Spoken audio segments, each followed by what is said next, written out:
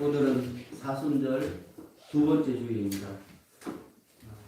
여러분들 중에서는 사순절 기간이니까 주일에도 절기에 맞는 말씀을 주시겠지 그렇게 생각하는 분들 계시죠. 그런데 제가 새벽 기도 시간에 말씀드린 것처럼 또 주일에도 말씀드린 것처럼 사순절 기간 중에서 주일은 사순절 기간에서 제외가 돼요. 그렇죠? 제가 말씀드렸죠. 그렇죠? 그래서 오늘은 예수님의 고난을 생각하는 날이 아니라 뭐를 생각하는 날이죠? 예수님의 부활, 예수님의 축복, 은혜를 생각하는 날입니다. 그래서 오늘 사순절에 관련된 말씀을 여러분들에게 전하려고 제가 기도하다가 하나님께서 이런 마음을 주셔서 그래서 평소와 다름없는 은혜의 말씀을 오늘 여러분들에게 전하도록 이렇게 준비했습니다.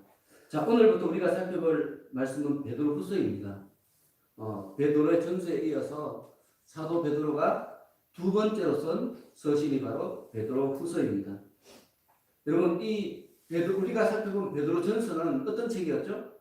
외부의 박해에 대해서, 외부로부터 오는 고난에 대해서 우리 성도들은 어떠한 자세를 가져야 되는가, 그에 대한 교훈이 바로 베드로 전서였습니다. 우리가 오랫동안 살펴봤죠, 그죠? 그래서 로마 정부와 유대인들, 유대교인들 이런 사람들이 박해할 때 그로 인해서 고난받는 우리 성도들이 어떤 마음 자세를 가져야 되는가, 그에 대해서 고난의 대명사라고 또 말할 수 있는 우리 사도 베드로가 자기가 직접 큰 고난을 당해본 이 사도 베드로가 고난의 문제에 대해서 깊이 생각하면서 성도들에게 용기와 희망을 주기에 기록한 격려의 서신이 바로 베드로 전서였습니다.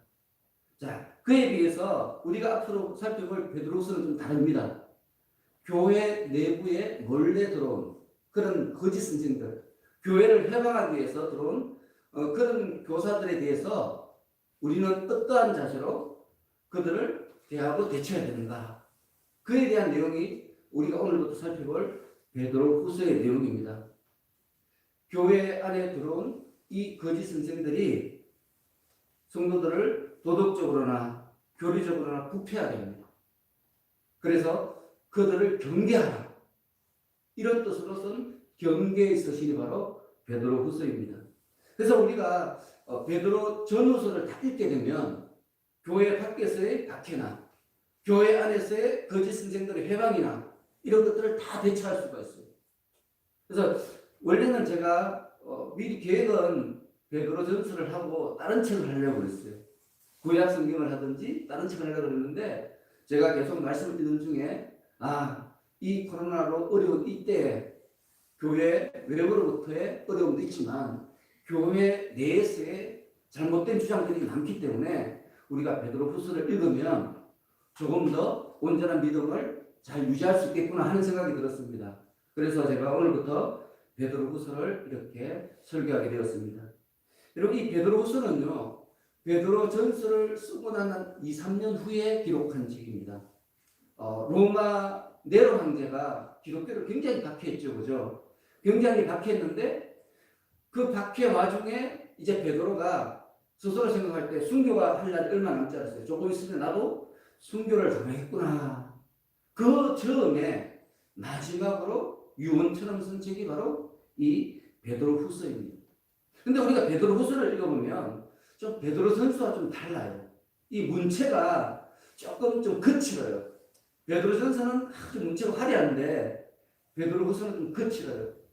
왜 그런가 하면 베드로전서는 실로아노가 대피를 했죠, 그죠? 베드로 사도가 말을 하면 실로아노가 대피를 했습니다. 실로아노는 아주 유식한 사람, 유능한 사람이었죠, 그죠? 그래서 문체가 화려했는데 이 베드로후서는 베드로 사도가 직접 기록했습니다. 그런데 그럼에도 제가 말씀을 읽어보니까 너무너무 멋진 말씀이에요. 하나님께 은혜를 받으면 어부도 이런 글을 쓸 수 있구나, 누구든지 지혜의 말씀을 쓸 수 있구나 하는 그런 용기를 우리에게 주는 그런 책이라, 그런 생각이 들었습니다. 자, 우리가 베드로 이제 후서를 이제 살펴보면 먼저 이 베드로후서를 쓰게 된 동기가 뭐라고 했죠? 초대교회 당시 교회에 몰래 들어온 거짓 선생들, 그들을 어떻게 하면 잘 물리칠 수 있을까? 그들의 유혹에 넘어가지 않을까? 그를 위해서 이 베드로서를 썼어요. 근데 당시 교회에 들어온 거짓 선생들은 크게 두 가지 부류가 있었어요. 두 가지 부류. 극단적으로 다른 두 가지 부류가 있었는데 첫 번째는요. 금욕주의자예요. 금욕주의. 두 번째는 뭔가 하면 쾌락주의자입니다. 그래서 오늘 본문에 나오는 이 거짓 교사들은 이 중에서 어떤 사람들인가 하면 쾌락주의자입니다. 쾌락주의자. 그래서 이 사람들은 예수님을 믿기 위해서 교회에 들어온 게 아니에요. 교회에 들어와서 자기들의 이기적인 목적을 취하려고 들어간 거죠. 그리고 성도들이 얼마나 순진합니까? 그죠? 성도들은 서로 사랑하려고, 서로 섬기려고, 서로 이해하고, 여러분, 서로 낮은 자리에 쓰려고 그렇게 애쓰는 사람들 아닙니까? 그래서 이 거짓 선생들이 들어와서 그들을 이용해 먹어요. 그들을 통해서 자기의 어떤, 악한 목적들을 취하려고 교회에 들어오는 거예요. 근데 이런 분들이요, 지금도 많아요. 지금 한국교회도 이런 분들이 굉장히 많습니다. 그래서 우리가 오늘 이 베드로 후서를 읽어보면서 우리가 이렇게 분별할 수 있는 그런 지혜를 가져야 됩니다. 여러분, 이 사람들은요, 성도들이 마땅히 가져야 되는 선한 성품, 그것을 무시합니다. 그러면서 어떤 행동을 하는 거면, 베드로 후서의 이런 보고에 의하면, 짐승처럼 쾌락을, 탐욕을, 또 호색을 즐긴다. 그런 향락주의자들이다. 향락주의자들이다. 이렇게 말하고 있습니다. 또 이 사람들의 특징은 뭔가 하면 예수님의 재림 약속을 비웃었어요. 그러면서 동시에 성도들도 자기들과 똑같이 도덕적으로 탈선하도록 조장을 해요. 여러분, 제가 청년 때 이래 찬양대, 큰 교회 다니는 찬양대 이렇게 마치면요, 어디서 가요, 이 사람들이? 어디 가는가 하면 맥주 마시러 가는 거예요. 맥주 마시러. 그리고 어디 가는가 하면 당구 치러 가요. 여러분, 이런 분들이 찬양대의 단원이에요. 단원이. 그런데 이게 아주 자연스러워요. 자연스러워요. 왜 그 사람들이 그렇게 됐죠? 오늘 본문에 나온 이 향락주의자들이 들어와서 그 사람들을 오염시킨 거예요. 아무런 죄책감이 없어요. 여러분, 아무런 죄책감도 없이 같이 그런 행동을 해요. 특히 이 향락주의자들은요, 초신자들을 표적으로 삼아요. 그래서 오늘 본문에서는 이 사람들이 어떤 행동을 하는가 하면 우상숭배를 당시 굉장히 많이 했어요. 모든 사람들이 우상숭배를 했죠. 그죠? 예수를 믿지 않는 모든 사람들은 다 우상을 숭배했어요. 근데 이 사람들이 우상숭배하면서 하는 행동이 뭔가 하면 육체적인 쾌락, 그리고 정욕, 지목주의에 깊이 빠져들었습니다. 이것을 이 사람들에게 주입시키는 거예요. 야, 예수님도 그렇다. 우리에게 그런 복을 주시려고 이 땅에 오셨다. 그런 식으로. 그래서 복음 안에서의 자유를 도덕적인 방종으로 사용하는데 이 사람들이 계속 왜곡했죠. 왜곡. 여러분, 교회의 가장, 성경의 가장 기본적인 가르침이 뭡니까?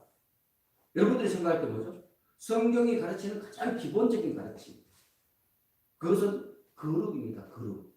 그래서 우리 하나님께서 거룩하니 너희도 거룩하라 이렇게 말씀하셨어요. 이 신약에도 있고 구약에도 있어요. 이 말씀. 여러분, 구약 성경은요, 율법을 지킴으로써 거룩하게 됩니다. 이렇게 가르치고요. 신약 성경에서는 예수님 안에서 선한 삶을 살면 거룩해진다. 성경은 우리에게 그렇게 가르치고 있어요.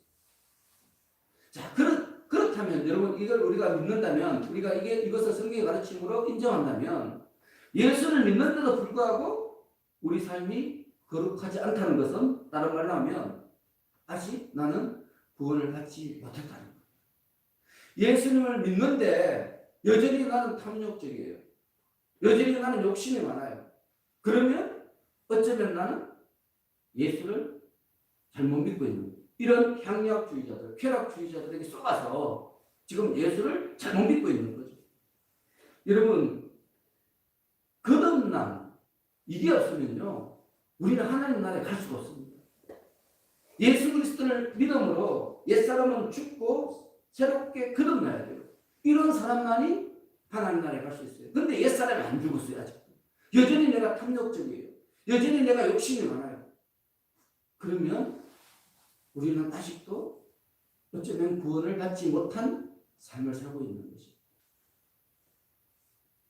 여러분, 제가 얼마 전에 어떤 목사님하고 이야기하는데 조금 충격을 받았어요. 여러분, 우리 예수 믿는 사람은요, 누군가의 관계를 가질 때는요, 항상 이 사람의 처지와 형편을 배려해야 돼요. 이게 예수를 믿는 사람이에요. 자연스럽게 그렇게 돼요. 왜냐하면 우리 하나님께서, 우리 예수님께서 우리에게 네 이웃을 내 몸과 같이 사랑하라 말씀하셨잖아요. 이게 굉장히 중요한 아주 기본적인 우리의 계명이에요. 그렇죠, 그렇죠. 그래서 사람들을 대할 때 나에게 있어서 가장 기본적으로 나의 자세는 어떤 자세가 되는 거면 저 사람을 이해해주고 사랑해주고 저 사람도 나와 같이 행복을 누릴 수 있도록 해야 되는 기본적인 마음 자세가 있어야 되는 거죠. 그런데 그게 전혀 없는 거예요. 전혀 없는 거예요. 전혀. 자기 이익만, 자기 처지만 이야기하는 거죠. 계속해서. 자기가 어떻게 하면 이익이 되고 자기가 어떻게 하면 더 큰 유익을 누리고 그 이야기만 계속 하니까 제가 굉장히 스트레스가 되더라고요. 대화를 나누는데 스트레스가 돼요. 여러분, 우리 예수 믿는 사람은요, 좀 달라져야 돼요. 예를 들어서 여러분, 마트에 가잖아요. 그죠? 요새 마트가 잘 망하죠. 그죠? 요 앞에 무슨 농민마트는 지금 몇 번이나 망했거든요. 여러분, 그 마트가 왜 망하죠? 망하는 이유가 있어요. 왜 망할까요? 손님들이 좋은 것만 골라가니까. 좋은 것만. 하여튼 뭐 물건 있으면 가장 좋은 것, 가장 자기 마음에 드는 것 다 골라가니까 남는 거는 뭐예요? 아무도 사용하지 않는, 사용할 수 없는 것만 남는 거예요. 그러면 어떻게 돼요? 그 매장은 망하는 거죠. 우리 기독교회는 좀 달라야 돼요, 여러분. 물건을 하나 살 때도요, 그 가게를 위해서 축복을 해야 되고, 거기서 너무 좋은 것만 가져오면 안 돼요. 여러분, 그 가게를 하는 사람이 내 형제고, 내 친척이고, 그죠? 내 아들이라고 생각해봐요. 여러분, 내 아들이 슈퍼마켓 하고 있어요. 거기서 물건 살 때 여러분 뭘 가져오죠, 그러면? 좀 못한 거 안 가져오겠습니까? 조금 날짜가 유통기한이 임박한 거 가져오겠죠, 그죠? 그렇지 않겠습니까? 슈퍼 아들이 우리 아들인데, 우리 아들 망하면 안 되잖아요. 부자가 돼야 되잖아요. 그런데 우리는요, 이웃 형제라 그러면서, 이웃을 내 마음과 같이 사랑한다 하면서, 마트 가면 뭘 봐요? 날짜 딱 보잖아요. 최고 오랫동안 가지고 있을 수 있는 것. 야채, 과일 사도 제일 좋은 것만. 제가 이 말씀을 준비하면서 회개했습니다. 야, 나도 목사를 하면서, 저도 마트 가면 막 날짜 보고 좀 이렇게 기간 긴 거 사고 그랬거든요. 근데 회개가 되더라고요. 야, 나도 엉터리구나. 나도 엉터리구나. 야, 난 진짜 믿음이 좋고, 야, 가난한 사람 많이 돕는다고 생각했는데, 여러 곳에서 나는 아주 이기적인 사람인 거죠. 이기적인 사람. 그러더니 망하든 말든 내 유익만 취하는 죄 속에 가득 물들어 있는 일반 사람들과 저는 전혀 다를 것 없는 거예요. 여러분, 교회는요, 이러한 사람들이 변화되는 것이 돼야 돼요. 변화되어서 정말 내 이웃을 내 몸과 같이 함께 살아가기를 기뻐하는 사람. 이런 사람들이 교회에서 양육되어야 되는 거죠. 그런데 더 중요한 것은 뭔가 하면 기본적으로 우리가 그런 사람이 아니라요. 너무 슬퍼요. 제가 이번 주에 이청에서 성경 말씀 준비하면서 되게 많이 눈물이 나더라고요. 이상하게 눈물이 계속 나요. 그래서 문 잠가놓고 막 혼자 막 울기도 했습니다. 엉엉 울기도 했습니다. 눈물이 계속 나요. 눈물이 나요. 하나님께서 눈물을 흘리게 하시는 거예요. 야, 너는 왜 너를 모르냐. 그런데 그걸 울다 보니까 깨달으시는 거예요. 나중에. 야, 진짜 내가 말로만 그리스도이구나. 정말 나는 이 베드로후서를 읽을 자격이 없는 사람이구나 하는 것을 굉장히 깊이 깨달았습니다. 여러분, 우리가 이 베드로후서를 읽으면서 우리가 좀 변화됐으면 좋겠습니다. 하루를 살더라도 진짜 그리스도를 한번 살아봤으면 좋겠어요. 그렇지 않습니까? 그렇게 살다가 너무 힘들면 교회 와서 기도하시고 도움을 요청하세요. 교회에서 도와줘요. 연약한 성도서로 도와주고 이끌어주고. 여러분, 이게 바로 거듭남이에요. 거듭난다는 것이 다른 게 아니고요. 이게 거듭남이라는 거예요. 이게 바로 거듭난 사람의 삶이라는 거죠. 우리는 이런 삶을 사는 사람이에요. 그런데 거짓 교사들이 우리가 이런 삶을 사니까 유혹에 몰아가죠. 유혹에 몰아. 자꾸 양보해 주니까 손해보니까. 돈 빌려달라면 막 빌려줘요. 때문에 겪은 줄 알면서도 빌려주잖아요. 진짜 그랬을 때는 막 그런 분들 많죠. 그런데 문제는 뭔가 하면 이 사람들이 그렇게 돈 낚이고 가면 되는데 그렇지 않다는 거예요. 우리 성도들도 자기들처럼 똑같이 만들려고 하는 거예요. 똑같이. 같이 지옥불로. 그것을 위해서 가장 강조한 것이 뭔가 하면 이 사람들이 예수님의 재림은 없다. 하나님 나라 없다. 지금 우리가 살고 있는 이것이 다라는 거예요. 그들이 주장하고 또 주장한 게 그거예요. 그런데 가만히 보면 우리 교회들도 그런 주장을 많이 하잖아요. 내 아들의 출세를 위해서, 나의 건강을 위해서, 나의 유익을 위해서 얼마든지 편법을 쓰는 거예요. 그렇지 않습니까?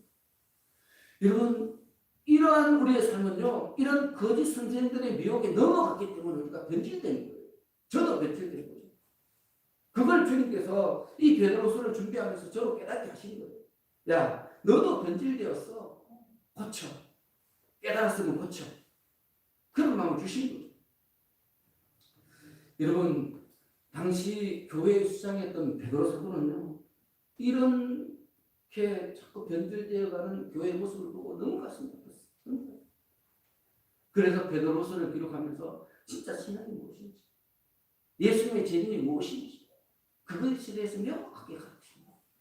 마지막 유언입니다.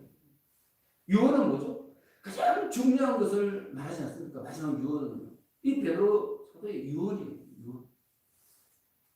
그러면서 베드로 사도가 이 베드로서를 기록하는 목적에 대해서 너희들을 위한 것만이 아니다 이렇게 말해요. 베드로 후서를 수진하는 그 세대 사람들만을 위한 것이 아니라 1장 12절을 보면요. 장래 세대의 염두에 두었다 이렇게 말해요. 앞으로 예수를 믿을 사람, 자기가 죽은 이후에 그때에도 거짓 선생들이 교회에 들어와서 미혹할 것이기 때문에 내가 기록을 남긴다는 거예요. 사도 베드로가 이 기록을 남김으로써 너희 후손들도 앞으로 장차 예수를 믿고 성도가 될 그들도 이런 거짓 선생들의 미혹에 빠지지 않도록 기록한다. 이렇게 서신서에 기록되어 있습니다. 여러분, 실제로 사도 베드로가 경고한 것처럼 거짓 선생은 끊임없이 교회에 나타났습니다. 그리고 예수님이 재림하실 그날까지 계속해서 앞으로 나타날 거예요. 여러분, 이런 거짓 선생들의 미혹에 우리가 넘어가지 않으면 어떻게 해야 됩니까? 넘어가지 않으려면 사도 베드로의 경계의 말씀을 우리가 깊이 묵상해야 됩니다. 깊이 묵상해야 됩니다. 우리가 선하게 살려고 마음을 먹으면요, 그 다음은 하나님이 하셔요. 이거 그걸 하셔야 돼요. 내가 선하게 살려고 마음 먹고 내가 뭘 계획해야 되는 게 아니라 내가 선하게 살려고 마음을 먹으면 그 다음에 하나님이 뭘 하시는가 하면 우리에게 말씀을 주시는 말씀. 그리고 그 말씀을 갖고 우리가 기도를 해야 됩니다. 그러니까 하나님이 하실 일이 있고요. 내가 해야 될 일이 있어요.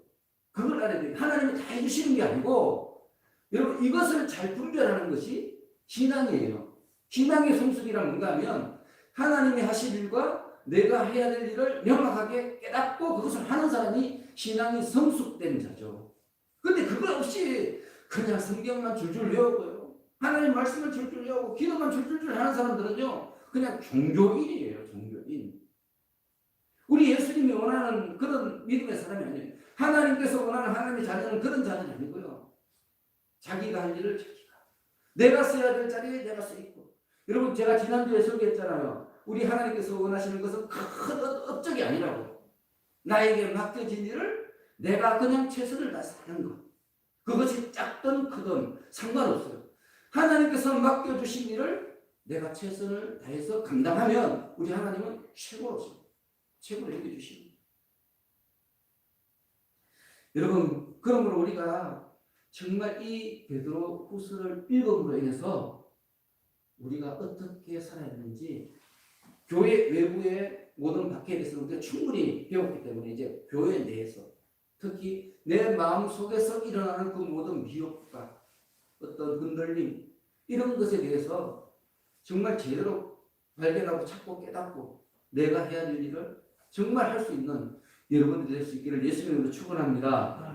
여러분 이 사도 베드로가 이 서신을 기록하면서 가장 먼저 한 말이 뭔가 하면 예수 그리스도의 종이며 사도인 시몬 베드로 이렇게 씁니다. 제일 먼저 뭐라고 하죠? 예수 그리스도. 예수 그리스도. 여러분 제가 새벽 기도 시간에 로마서를 강의할 때 한번 말씀드렸죠. 기억나십니까? 예수 그리스도에 대해서 제가 자세하게 설명을 했는데 여러분 우리가 아무렇지도 않게 예수 그리스도를 고백하잖아요. 우리가 사도신경 아까 신약고백할 때 예수 그리스도를 고백했어요. 그죠? 우리 입술로 예수 그리스도에 대한 이 칭호를 붙였어요. 근데 이게요. 매일 우리가 고백하지만 이 표현이 그냥 아무렇지도 않게 그냥 쉽게 생긴 그런 표현은 절대 아닙니다. 여러분 예수 그리스도라는 이 표현이 공식적인 칭호잖아요. 우리 예수님에 대한 공식적인 칭호. 이런 공식적인 칭호를 이루기 위해서 우리 믿음의 선배들이 목숨을 걸었어요. 목숨. 우리 믿음의 선배들이 목숨을 걸고 지킨 것이 뭔가 하면 예수 그리스도라는 이름이에요. 여기서 예수라는 말은 뭔가 하면 여호와는 구원이시다 이런 뜻이에요. 그래서 이것은 한 인간으로서 예수님의 인성에 대한 이름이에요. 인간인 우리 하나님의 아들 예수. 그래서 그리스도는 뭔가 하면 기름 부음을 받은 자 이런 뜻인데 하나님으로부터 보냄을 받은 그런 예수님의 신성 그 신성에 대한 이름이에요. 그래서 우리가 예수 그리스도 이 말은 뭔가 하면 우리 예수님은 참 인간이시며 동시에 참 하나님이십니다. 그런 것이 진정한 우리의 메시아다. 이 고백이 바로 예수 그리스도라는 이름에 들어있다는 것입니다. 여러분 그런데 이 예수 그리스도라는 이름을 믿지 않은 사람들이 있어요. 그들은 누군가 하면 예수님과 가장 가까운 데 있었음에도 불구하고 믿지 않았죠. 바로 유대교를 믿는 유대인들이었습니다. 그들은 예수님을 믿지 않았습니다. 여러분 왜 그들이 예수를 못 믿었는가 하면 그들의 메시아관이 잘못되었어요.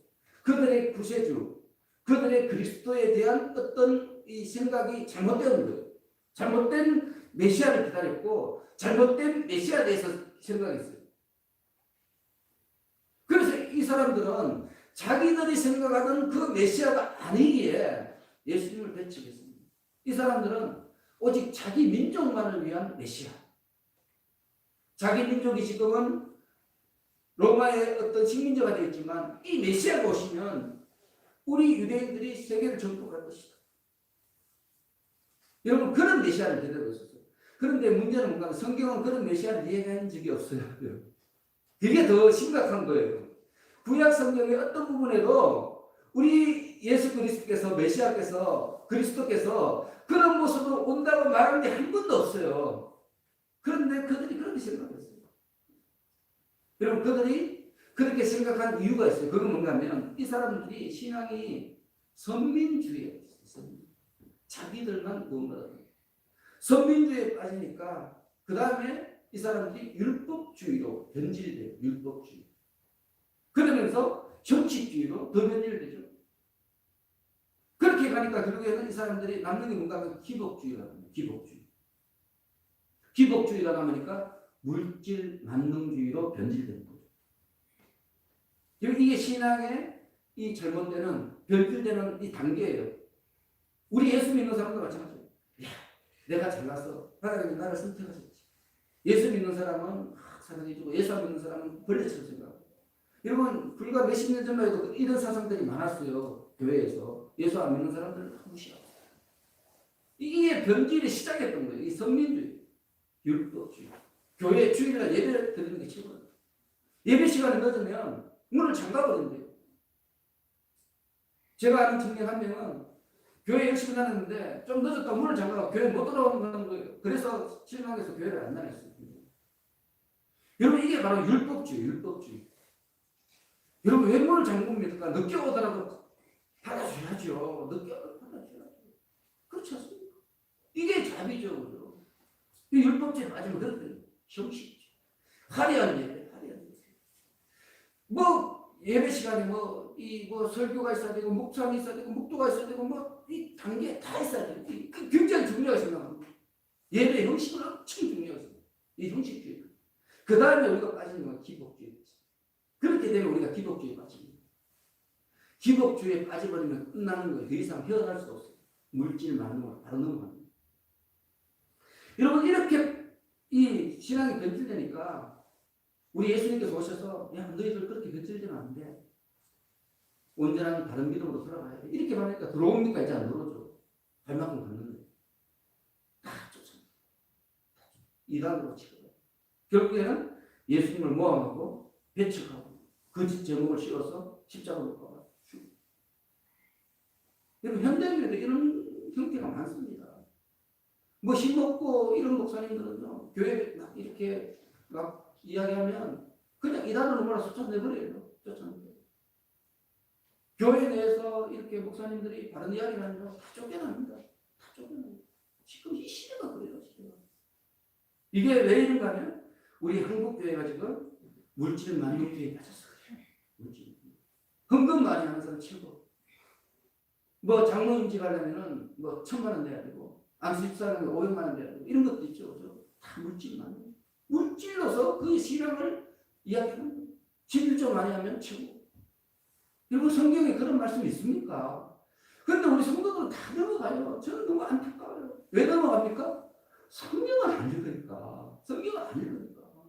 성경을 안 읽으니까 우리 목사님이 헌금 많이 하는 사람 최고, 돈 많이 벌어서 헌금 많이 하십시오. 우리 교회에서 최고 많은 신자하는 사람이 되십시오. 아멘, 아멘 하잖아요. 아멘, 아멘 하잖아요.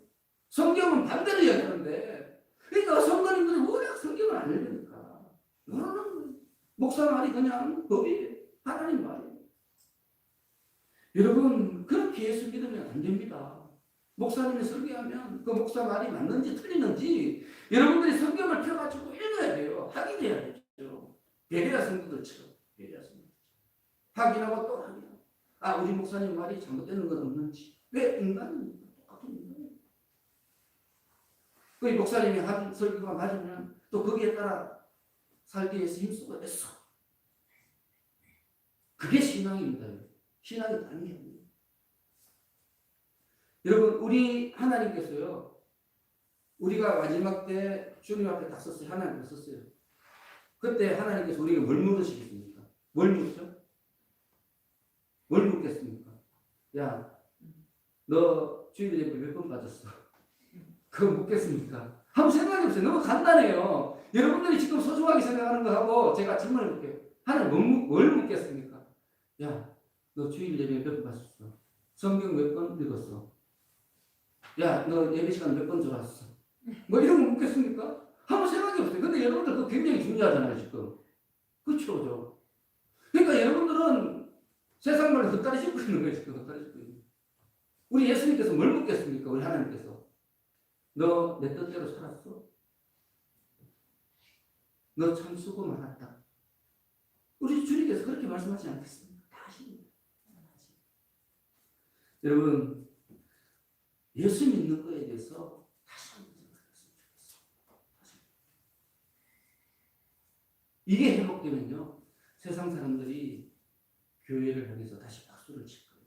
손가락질해서 박수로 바뀔 것입니다. 여러분, 예수님은 그리스도십니다. 메시아시고 구원주십니다. 이것은 기본 진리죠. 근데 더 안타까운 것은 제가 말씀드렸다시피 이 뜻을 모르는 것, 뜻을 모르는 것. 엉터리를 해석하는 것. 마치 우상을 섬기는 것처럼. 마치 예전에 우리 어머니들이 마당에 촛불 켜놓고 정한수를 떠나놓고 이렇게 비는 것처럼 그렇게 예수를 믿고 있는 우리 형제가 참 많답니다. 그런데 그 어머니는 순수하기라고 하지. 순수하기라고 하지. 우리는 탐욕에 찌들어가지고 욕심이 찌들어가지고. 그래서 이러한 나의 부끄러움을 딱 깨달으면 그 다음에 예수께서 그리스도이심을 보이는 거죠. 진짜 예수 그리스도의 모습입니다. 그러면서 사도 베드로가 계속해서 뭐라고 말하는가 하면 우리 하나님과 구주 예수 그리스도의 의를 힘입어 동일하게 보배로운 믿음을 우리와 함께 받은 자들에게 편지하노니 이렇게 부르고 있습니다. 제가 서신서를 할 때마다 강조하는 게 있죠. 이 서신서를 읽을 자격에 대해서 첫 구절에 적혀있다 이런 말을 많이 해드렸잖아요. 그죠? 자, 그렇다면 이 베드로후서를 읽을 수 있는 자격이 있는 사람은 어떤 사람이죠? 동일하게 보배로운 믿음을 우리와 함께 받은 자들. 동일하게 보배로운 믿음을 우리와 함께. 자, 그런데 이 믿음은 어떤 믿음이에요? 나 자신의 의로움이나 그런 것이 아니고 어떤 믿음이죠? 우리 하나님과 구주 예수 그리스도의 의. 우리 하나님과 구주 예수 그리스도의 의를 힘입은 그런 믿음. 자, 이 말은 다른 말로 하면 이 믿음은 뭐예요? 선물이라는 거예요. 선물. 내가 어떻게 해서 생기는 게 아니고 하나님께서 우리에게 주시는 선물이다. 이렇게 지금 말하고 있는 거죠. 선물. 그래서 성경은 우리가 아직 죄인 되었을 때 그리스도께서 우리를 위해 죽으심으로 하나님께서 우리에 대한 자기의 사랑을 확증하셨다. 이 말이에요. 여러분, 우리가 아직 죄인 되었을 때 하나님께서 우리를 위해 죽었다는 말은 뭔가 하면 조건이 없다는 거예요. 조건이 없다. 네가 죄인일지라도 상관없다는 거죠. 그죠? 이해가시죠? 그죠? 그래서 우리 주 예수님께서 죽으신 대상, 누구를 위해서 죽으신가 하면 세상 모든 사람들, 그가 비록 죄인일지라도, 그가 살인자일지라도, 그가 불효자일지라도 상관없다는 거예요. 누구든지 예수 그리스도를 믿는 그 사람들을 위해서 우리 예수님께서 십자가에 못 박혀 돌아가십니다. 이것을 믿는 것, 이것이 바로 오늘 본문에서 말하는 이 믿음이에요. 믿음. 그렇기 때문에 여러분, 우리가 지금 생각하는 이 믿음과 오늘 성경이 말씀하신 믿음이 좀 다르다는 것을 여러분들이 아셔야 돼요. 여러분, 우리는 우리 자신의 의로움을 믿는 게 아니에요. 우리 하나님과 구주 예수 그리스도의 의를 힘입어서 날마다 새로운 믿음을 선물로 받는 것이에요. 오늘 믿음과 어제 믿음은 달라요. 왜냐하면 선물이니까 선물. 매일매일 선물로 받아야 돼요. 매일매일. 그래서 여러분, 우리가 아침에 기도하고 저녁에 기도하고 점심때도 기도하고 또 회개하고 스스로를 돌아보는 이유는 뭔가면 이 하나님의 의, 예수님의 의가 내 안에 선물로 주어줄 수 있을 만큼 내가 그렇게 지금 준비가 되어 있는가, 그걸 살펴보는 거죠. 내 삶이 이 선물을 받기에 합당한지 합당하지 않은지 그렇게 살펴봐야 됩니다. 선물이니까 선물. 선물은 받을 만한 사람한테 주잖아요. 아무나한테 안 주잖아요. 그죠? 죄인일지라도 이 선물을 받을 수 있지만 문제는 뭔가 하면 그 죄인의 마음, 이 삶이 예수 그리스도의 의, 하나님의 의를 받기에 합당한 모습으로 변화돼요. 거듭나요. 그때 이 믿음이 우리에게 역사되어지고 선포되어지는 거죠. 그런데 이 사도 베드로가 뭐라고 말하는가 계속해서 동일하게 보배로운 믿음을 우리 함께 받은 이런 말을 표현해요. 동일하게. 여러분, 그냥 이런 말 빼도 되는데 예수 그리스도의 종이며 사도인 베드로는 우리 하나님과 예수 그리스도의 은혜를 힘입은 믿음의 사람들에게 편지하는 이래야 되는데 여기에 동일하게라는 말을 또 집어넣어요. 동일하게 보배로운 믿음. 우리와 함께 받았거든요. 우리와 함께. 그래서 우리가 지금 가지고 있는 이 믿음은요, 어떤 믿음이어야 되는가 하면 사도 베드로가 가졌던 믿음과 동일한 믿음이 돼야 한다는 거예요. 동일한 믿음. 사도 베드로가 지금 가지고 있는 이 믿음과 다른 믿음은 믿음이 아니라는 거예요. 다른 믿음을 가진 사람은 이 편지를 읽으면 안 되는 거죠. 그래서 사도 베드로가 지금 가지고 있는 이 믿음과 동일한 믿음을 가지고 있는 사람이 진짜 믿음의 사람이고, 이 믿음은 하나입니다. 오직 하나. 그러니까 믿음은 하나임을 강력하게 강조하는 것이 뭔가 하면 동일하게 우리와 함께 하다. 이 표현을 하는 것입니다. 여러분, 지금 사도 베드로가 왜 이렇게 동일하게 우리와 함께 받는 이 말을 처음부터 강조하는가 하면 이 편지는 뭐 때문에 기록됐다고요? 교회 내부에 있는 거짓 선생들, 다른 가르침이 있기 때문에 처음부터 이렇게 경고하는 거죠. 경고. 진짜 믿음은 사도 베드로의 사도인 나와 같은 우리가 함께 받은 그 믿음이다. 그 위에는 다 가짜라는 거죠. 여러분, 교회가 변질된 진리를 따른다면 그것은 교회가 아닙니다. 교회가 아닙니다. 또 하나님의 공동체가 아닙니다. 그 안에 있는 개개인도 하나님의 성도가 아닙니다. 그걸 아셔야 됩니다. 그래서 교회가 중요한 거예요. 여러분 교회를 잘 정하는 게 진짜 중요합니다. 왜냐하면 우리는 교회로부터 가르침을 받게 됩니다. 목사님을 잘 정해야 되고요. 여러분 아무나 뭐 어떤 목사님이든 막 이렇게 가서 아무 교회에 가서 예배드리면 안 돼요. 조심해야 됩니다. 마귀는요 순식간에 든답니다. 여러분 가르쳐다 보십시오. 예수님에게 3년 동안 교육받았잖아요. 얼마나 그 사람이 성경적인 지식이나 믿음이 투철했겠습니까? 근데 마귀가 순식간에 쑥 들어가요. 턱 보니까 그냥 넘어가잖아요. 그냥 넘어가요. 여러분들도 그냥 뭐 이렇게 있다가 뭐 아무 교회에 가서 예배드리다가 그 교회가 신천지면 어떡합니까? 신천지라고 안 적혀있지 않습니까? 쑥 들어갔는데 신천지야. 그 설교 듣고 내가 미혹돼가지고 넘어가. 그 속에 있는 마귀의 영이 나보다 더 강해서 나를 수상해버려. 그럼 나는 이단을 믿는 그런 사람이 되는 거예요. 이 사람이란 이렇게 미약해요. 연약합니다. 아무 데나 가면 안 돼요. 여러분 교회는요 가장 중요한 이 의무, 역할 이게 있는 게 그게 뭔가 하면 하나님의 말씀이 변질되는 것을 막는 거예요. 다수권의 역할은 교회. 여러분 복음을 전하는데 하나님의 말씀이 왜곡됐다면 그 복음은 이단이지 않습니까? 차라리 안 들어지는 것만 못해요. 그래서 교회는요 철저하게 하나님의 말씀을 지켜요. 여러분들이 지켜야 돼요.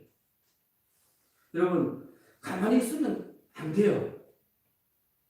음식이나 과일 여러분 그냥 가만히 두면 어떻게 되죠? 곰팡이 균이 들어오고 벌레가 들어가서 금방 썩어버려요. 변질돼요. 금방 변질돼요.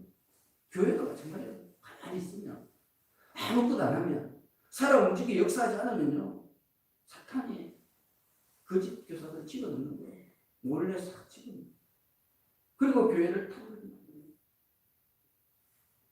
여러분 지금 이 시대는 더 심각합니다. 더 심각합니다. 왜냐하면 하루가 다르게 사회문화과학이 변화되고 있잖아요. 우리 눈으로 보고 있잖아요. 정말 불과 3, 40년 전만 해도 세상이 조금씩 변했어요. 10년 이런 주기로 됐는데 지금은요 매년 달라요. 내일이 어떻게 변할지 아무도 몰라요. 급박하게 변해요. 여러분 이런 이 시대에 사람들이 교회를 엄청 비방하잖아요. 야, 그러한 사람. 야, 2000년 전에 있던 그 책을 왜 믿니? 왜 믿니? 야, 예수님의 동정이었다네. 과학적으로 있잖아요. 과학적으로 있잖아요. 예수님과 제자들이 기적들, 예수님의 부활, 재림, 구원과 하나님의 나라 안 믿습니다. 정면으로 도전합니다. 안 돼요. 건강가지고 우리 꼭 미쳤다고 그러죠. 미쳤다. 그리고 여러분 또 어떻습니까? 우리 개인의 자유, 권리 이거 굉장히 지금 강조하죠. 그러면서 성경의 가르침이 이 개인의 권리와 자유를 침해한다는 거예요. 남녀 간의 관계에 대해서, 부부 간의 관계에 대해서, 또 가정에 대해서 뭐 가르침을 막 비판하고 비난하는 거예요. 남존여비라고 그러고. 여러분 근데 우리가 베드로 전서를 읽으면서 배웠지 않습니까? 성경 가르침이 남존여비입니까? 전혀 아니지 않습니까? 세상 그 누구보다도 여성분들을 높여주고 아내들을 높여주고 그게 기독교예요. 이 성경을 안 읽고 무조건 비판하는 거죠. 그리고 여러분 더 중요한 것은 뭔가 하면 이렇게 성경을 비판하고 반대하고 비난하는 이 사람들 행복하게 잘 삽니까 지금? 그 사람들은 정말 자유와 권리와 평안을 누리며 삽니까? 제가 장담하는데 그 반대입니다. 항상 불안한 사람.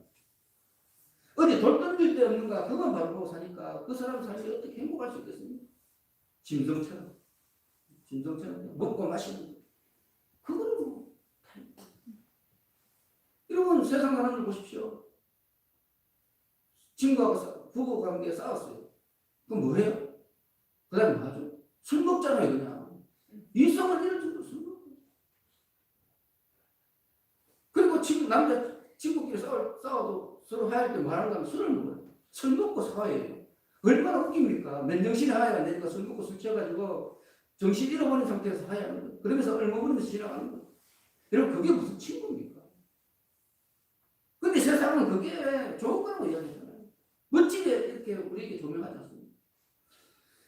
여러분 세상은 변해도 진리는 변하지 않습니다. 사람은 바뀌어도 성경의 가르침은 결코 변하지 않습니다. 여러분, 성경의 가르침을 왜곡하는 것은 유일하게 열려있는 구원의 길을 막는 가장 큰 죄입니다. 그걸 아셔야 돼요. 여러분들이 성경을 이 세상에 전파해야 되는 책임을 가진 사람들 아닙니까? 그런데 이 성경 말씀을 왜곡하면, 여러분의 삶을 통해서, 여러분의 말을 통해서 왜곡하면 그것은 가장 큰 죄를 짓는 거예요, 여러분. 내가 예수를 믿는데 예수 믿는 내가 다른 사람들을 보기에 이기적이야. 그러면 뭐라 그럽니까? 교회 다니는 것들은 다 이기적이야. 그렇지 않겠습니까? 성경이 가르치면 이기적이야. 그리고 우리가 하나님의 영광을 가리는 거예요. 하나님을 악한 존재로 만드는 거죠. 마귀가 가리는 우리가 대신이 되는 게 대신이 되는 거예요. 여러분, 우리가 정말 이 베드로서를 시작하면서 다시 한번 생각해야 될 것은 베드로 사도가 가졌던 그 믿음, 그 믿음을 우리가 동일하게 회복함으로써 세상 사람들에게 예수를 믿는 것은 이런 것입니다. 정말 바르게 한번 말하고 하나님 나라에 가는 거예요. 그래서 사순절을 지나는 이때 우리 예수님의 사랑과 희생과 그 삶과 또 여러 가지 교훈들을 우리 가슴 깊이 새기면서 또 한편으로는 정말 내가 가지고 있는 이 믿음이 왜곡되고 변질된 것은 아닌지, 오늘 본문에 나오는 향락주의자들, 쾌락주의자들과 진비 없는 사도 베드로로부터 지탄받는 그런 모습이 바로 나의 신앙의 모습은 아닌지 우리가 다시 한번 스스로를 돌아볼 수 있기를 바랍니다. 그를 통해 순수한 하나님의 말씀을 다시 한번 회복시키는 사도 베드로를 비롯한 우리 모든 신앙의 선배들과 동일한 보배로운 믿음을 가진 저와 여러분이 되기를 예수님으로 축원합니다. 자, 기도하겠습니다. 하나님 아버지, 사도 베드로의 경고대로 하나님의 교회는 외부 세력의 박해와 내부에 몰래 들어온 이단의 해방이 끊이지 않지만, 그럼에도 저희들을 붙드셔서 신앙의 선배들과 동일한 믿음을 지키게 해주시니 감사하옵나이다. 또한 사도들이 전해준 복음을 변질되지 않게 보존할 수 있도록 허락해 주심도 감사드립니다. 하나님, 앞으로 주신 이 베드로후서의 말씀을 통해 더욱 굳건한 교회를 세우는 저희들이 되게 하여 주옵소서. 예수님의 이름으로 기도합니다. 아멘.